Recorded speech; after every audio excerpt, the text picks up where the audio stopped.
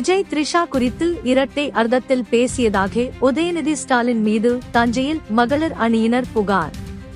உதயநிதி ஸ்டாலின் மீது வழக்கு பதிவு செய்து கைது செய்த தமிழக அரசை கண்டித்து திமுகவினர் திருச்சியில் சாலை மறியலில் ஈடுபட்டவர் கைது செய்யப்பட்டனர். காவேரி விவகாரத்தில் உரிய நடவடிக்கை எடுக்காத தமிழக அரசை கண்டித்து எதிர்க்கட்சி தலைவர் உதயநிதி ஸ்டாலின் தலைமையில் நேற்று கண்டன ஆர்ப்பாட்டம் நடைபெற்றது. அப்போது பேசிய உதயநிதி ஸ்டாலின் ஜூலை மாதம் என இதுவரை 42 TMC தண்ணீர் வந்திருக்க வேண்டும். ஆனால் இதுவரை ஒரு சொட்டு தண்ணீர் கூட வரவில்லை. ஆனால் இதுவரை இது குறித்து முதல்வர் வாய் திறந்து பேசவில்லை. அவருக்கு இருக்கக்கூடிய ஒரே கவலை திமுக மீது என்ன போய் வழக்கு போடலாம் என்றுதான் என பேசினார். அப்போது கீழே இருந்த தொண்டர்கள் திரிஷா திரிஷா திரிஷா என்று கத்தினர்.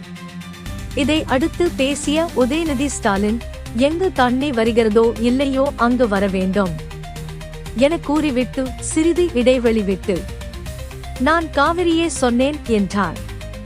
இந்த பேச்சு நேற்று சமூக வலைதளத்தில் வைரலாகியது. இதனைத் தொடர்ந்து தஞ்சை மத்திய மாவட்ட மகளிர் அணி அமைப்பாளர் பைரவி தஞ்சை கிழக்கு காவல் நிலையத்தில் புகார் கொடுத்துள்ளார்.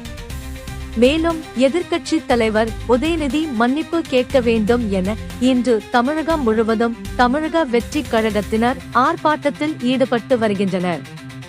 இந்நிலையில் உதயநிதி மீது வழக்கு பதிவு செய்த தமிழக காவல்துறை அவரது இல்லத்தில் 11 மணி அளவில் கைது செய்தனர்.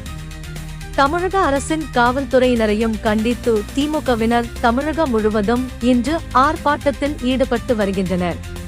இதன் ஒரு பகுதியாக இன்று திருச்சி பழைய மத்திய பேருந்து நிலையம் பகுதியில் மாநகராட்சி மேயர் அன்பழகன் தலைமையில் முன்னாள் சட்டமன்ற உறுப்பினர் அன்பில் பெரியசாமி, மாமன்ற உறுப்பினர்கள் ஏராளமானோர் சாலை மறியலில் ஈடுபட்டனர்.